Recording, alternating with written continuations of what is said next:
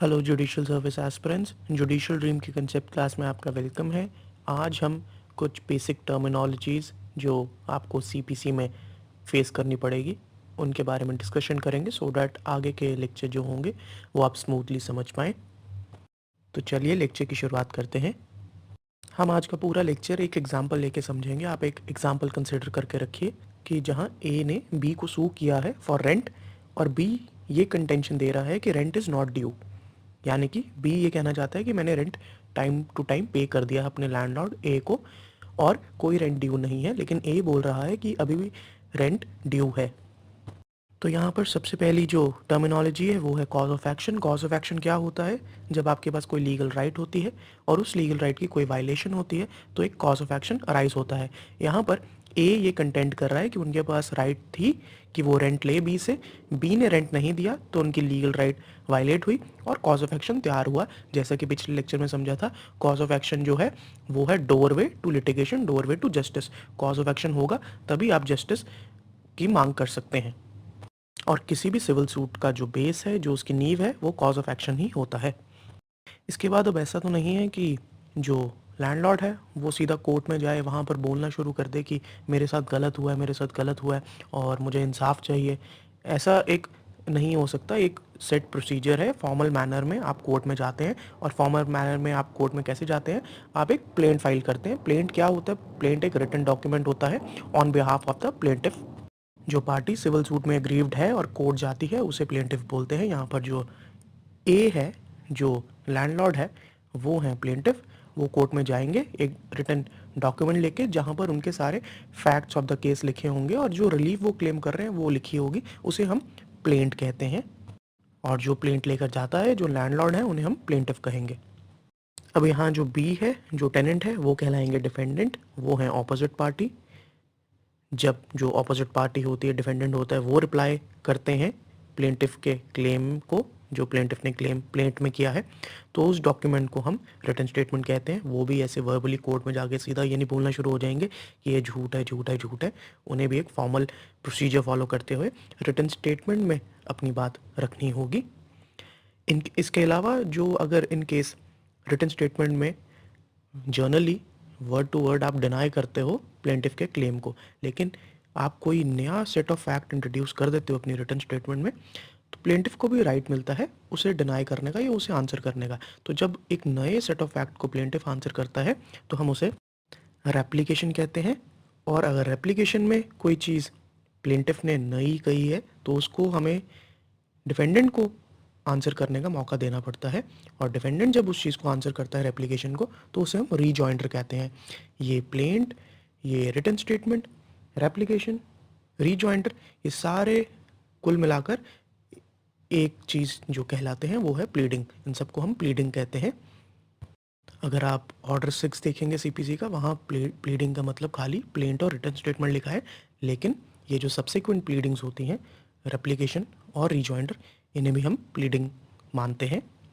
इसके बाद हम बात करते हैं बड़ी इंपॉर्टेंट एक टर्मिनोलॉजी की, जो है matter in issue. Matter in issue क्या होता है? या फिर अगर मैं ये बोलूँ कि इस केस में matter in issue claim for rent है, तो आप समझ जाएंगे कि मैटर इन इशू का मतलब क्या होता है। मैटर इन इशू का मतलब होता है मुद्दा क्या है, असल बोन ऑफ कंटेंशन क्या है, कहाँ पर दोनों के बीच में झगड़ा है, किस बात का। मैटर इन इशू, जो इशू है बेसिकली दोनों पार्टीज़ के बीच में, वो इशू ऑफ फैक्ट भी हो सकता है, इशू ऑफ लॉ भी हो सकता है, मिक्स्ड इशू ऑफ फैक्ट और लॉ भी हो सकता है। उसके बाद बड़ी इंपॉर्टेंट टर्म टाइटल। टाइटल का क्या मतलब है? टाइटल का ये मतलब है कि आप किस कैपेसिटी में सिविल सूट फाइल कर रहे हैं, आप किस कैपेसिटी में रेमेडी अवेल करने की चाह रख रहे हैं। यहाँ पर जो ए है वो हमारा किस कैपेसिटी में बी को सू कर रहा है रेंट लेने के लिए, वो लैंडलॉर्ड ओनर की कैपेसिटी में सू कर रहा है। तो टाइटल का मतलब याद रखिएगा कि किस कैपेसिटी में आप अपनी ये लीगल राइट को अवेल करना चाह रहे हैं। तो ये टाइटल और मैटर इन इशू जो है, ये बड़ी इंपॉर्टेंट टर्म्स है आगे जाके to understand res sub judice, res judicata के कॉन्सेप्ट्स को। इसके बाद बात करते हैं डिक्री क्या होती है। डिक्री को हम डिटेल में सीपीसी जब हमारा ख़त्म होने वाला होगा एंड में डिस्कस करेंगे। ब्रीफ आइडिया दे देते हैं। डिक्री की डेफिनेशन ही कहती है टू क्लॉज 2 में कि it is a formal expression of adjudication. तो ये एक पूरी केस समरी होती है, एंड में जो रिलीफ दी जा रही है प्लेंटिफ को या डिफेंडेंट के फेवर में दी जा रही है, उसकी समरी होती है, सार होता है पूरी जजमेंट का। आप कह सकते हैं ये ऑपरेटिव पार्ट होता है जजमेंट का। अगर आप इसको कंपेयर करके देखें जजमेंट से, जजमेंट क्या होती है, जजमेंट में पूरी डिटेल में आपको फैक्ट्स लिखे जाते हैं, जजमेंट में फिर इश्यूज़ फ्रेम किए जाते हैं, उन इश्यूज़ पर इंडिविजुअली डिसीजन होता है और उन इश्यूज़ पर डिसीजन देने का क्या रीज़न था उसे डिस्कस किया जाता है। तो जजमेंट जो होता है एक पूरा डिटेल्ड डॉक्यूमेंट होता है, लेकिन जो उसका ऑपरेटिव पार्ट होता है, जो उसका सार होता है कि किसको रिलीफ मिली और कितनी रिलीफ मिली, वो होता है डिक्री, जो कि एंड में होता है।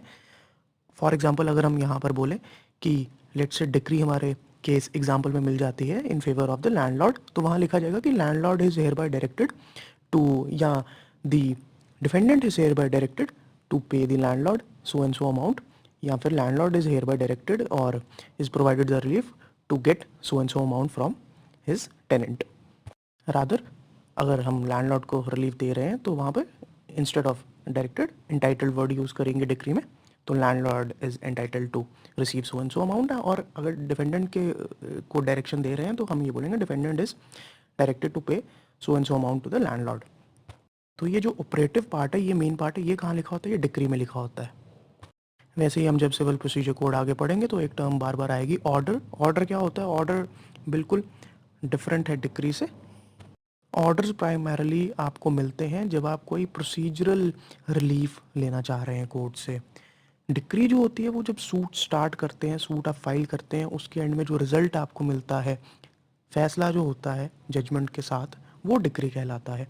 Orders basically temporary administrative order से रिलेट करते हैं।